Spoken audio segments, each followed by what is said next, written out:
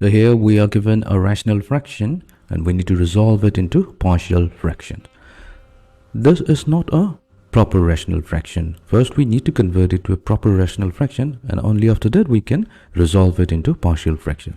The reason why it is not a rational fraction, that's because the degree of the numerator is greater than the degree of the denominator. We can easily check that out. The highest power of x in the numerator is 3 and the highest power of x in the denominator is 2. So in order to convert it to a proper rational fraction, we'll have to divide the numerator with the denominator. So let's begin.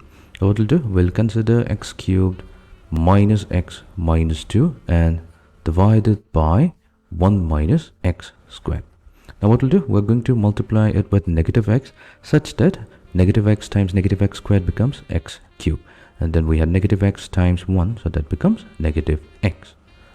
Now we were going to subtract it, so x cubed and x cubed, so that becomes 0. Negative x minus of negative x, that also goes to 0, so we're left with only negative 2. This means that our rational fraction x cubed minus x minus 2 divided by 1 minus x squared, so this can be now also expressed as the quotient, which is negative x, added to the remainder divided by the denominator. So now we clearly see the second term, this is a proper rational fraction because the degree of the numerator is less than the degree of the denominator. So let's label this as equation number 1. So we don't have to worry about the first term. We'll start with our second term, which is negative 2 divided by 1 minus x squared. Or it can be also factorized as 1 minus x times 1 plus x.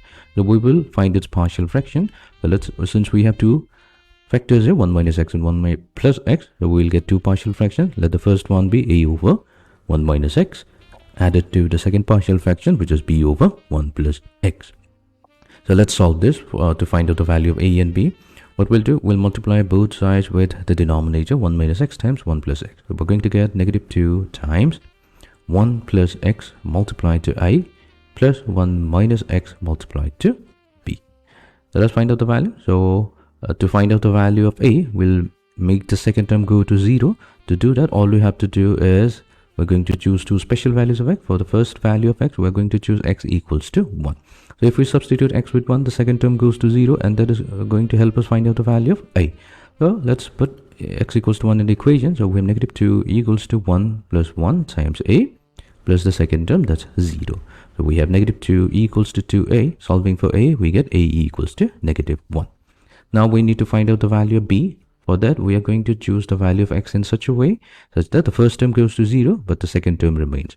To make the first term go to 0, all we have to do is take 1 plus x and equate it to 0. That means if we take x equals to negative 1, then we're going to get negative 2 equals to 0 times a plus 1 minus of minus 1. So that's positive 1. So we're 1 plus 1 times b, which gives us negative 2 equals to 2b. Solving for b, we're going to get negative 1.